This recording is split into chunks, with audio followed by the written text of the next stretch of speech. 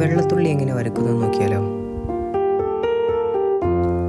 അതിനായി ആദ്യം ഒരു സർക്കിൾ വരയ്ക്കുക. ശേഷം അതിന് താഴ്ഭാഗത്തായിക്കൊണ്ട് കുറച്ച് ഡാർക്കിൽ ഒന്ന് ഷെയ്ഡ് ചെയ്യുക. അതിനുശേഷം ആ ഷെയ്ഡ് ചെയ്ത ഭാഗം ഒരു ബ്രഷ് ഉപയോഗിച്ചുകൊണ്ട് ബ്ലെൻഡ് ചെയ്തെടുക്കുക.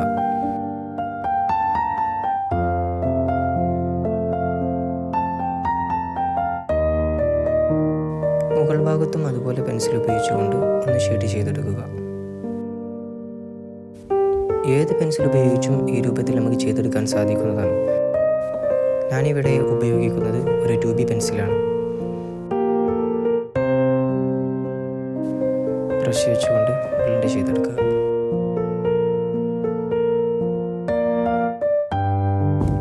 താഴ്ഭാഗത്ത് ഒന്നും കൂടെ ഡാർക്ക് കൂട്ടാൻ വേണ്ടി കൊണ്ട് 4B പെൻസിൽ ഉപയോഗിച്ചുകൊണ്ട് ഷെയ്ഡ് ചെയ്തെടുക്കുന്നുണ്ട്. ഒരു 3D എഫക്റ്റ് കിട്ടാൻ വേണ്ടിയിട്ടാണ് ഈ രൂപത്തിൽ ചെയ്യുന്നത്.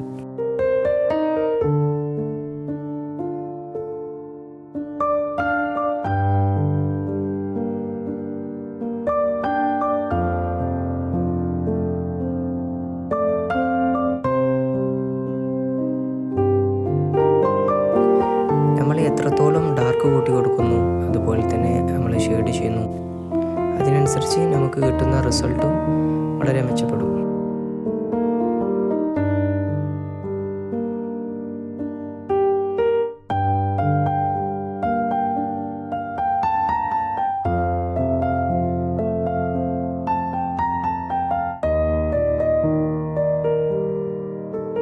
ഇപ്പോൾ തന്നെ ഒരു 3D ലുക്ക് കിട്ടിയതായിട്ട് നമുക്ക് കാണാൻ സാധിക്കുന്നതാണ്.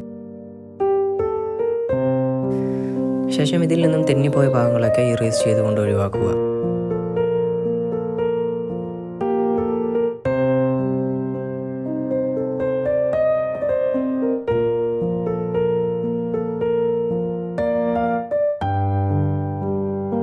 ഇറേസറിൻ്റെ പൊടി കൈകൊണ്ട് ഒഴിവാക്കുന്നതിനേക്കാൾ നല്ലത് ഒരു ബ്രഷ് ഉപയോഗിച്ചുകൊണ്ട് ഒഴിവാക്കുന്നതായിരിക്കും. കൈകൊണ്ട് ഉപയോഗിച്ചാൽ സ്പ്രെഡ് ആവാൻ ചാൻസ് ഉണ്ട്.